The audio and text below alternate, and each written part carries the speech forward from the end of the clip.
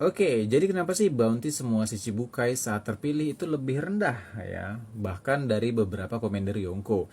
Ya kita berbicara bounty para Shichibukai ini ya, memang ada bounty Shichibukai itu yang 80 juta, ada yang 81 juta gitu ya kan, waktu mereka menjadi Shichibukai. Kok bisa sih bounty mereka bisa dikatakan itu ya tidak begitu fantastis, apalagi kalau misalnya kita memulai kisahnya baru-baru ini gitu ya, nggak ngikutin dari awal banget yang bahkan ketika dulu kita ngelihat 100 juta itu wow sekali gitu ya.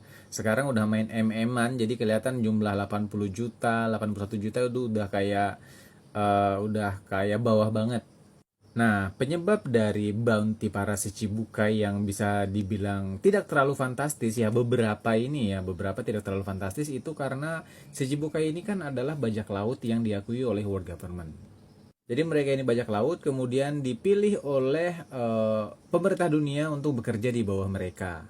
Beberapa bajak laut ini itu ketika diangkat menjadi Shichibukai dan menerima posisi tersebut itu bounty-nya di freeze ya.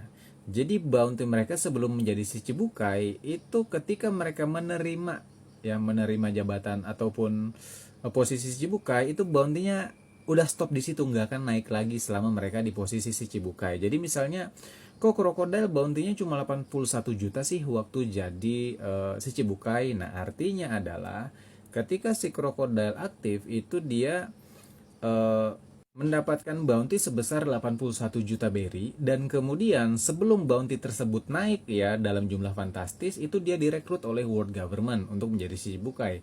Dia menerima dan kemudian bounty-nya di freeze. Jadi ini berlaku untuk beberapa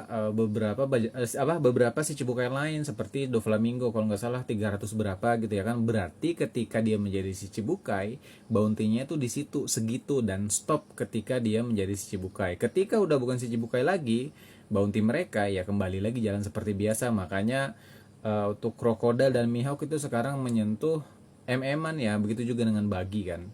Bahkan untuk Kurohige sendiri aja dia pernah menjadi si cibukai dengan bounty zero. Jadi kurang lebih itu sih alasan kenapa beberapa si Cibukai itu bisa dikatakan untuk sudut pandang One Piece yang kalau kita ngikutin sekarang itu dari segi bounty kok segitu gitu ya. Tapi kalau kalian ngikutin dari awal, itu jumlahnya fantastis sih.